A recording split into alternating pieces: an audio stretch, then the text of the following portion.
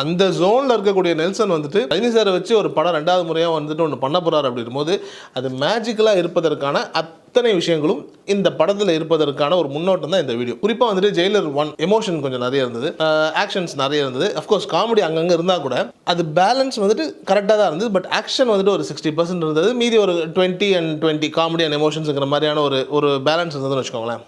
இந்த டீசரை பார்க்கும்போது நமக்கு ஒன்று தான் தோணுது, 50-50, 50% ஆக்ஷன் 50% அண்ட் காமெடிங்கிற அந்த மீட்டரில் தான் இருப்பதற்கான அத்தனை சாத்தியங்களும் முடியும். ஏன்னா நிறைய பேர் வந்துட்டு இந்த பார்ட் 2ன்னும் போது இது அந்த படத்தினுடைய தொடர்ச்சியாக இருக்குமோ அப்படின்னு சொல்லியான ஒரு கேள்விகள் ஒரு சிந்தனைகள்லாம் வரும்போது மோஸ்ட்டாக ஜெயிலர் 1னுடைய தொடர்ச்சியாக இருப்பதற்கான சாத்தியங்கள் இல்லை.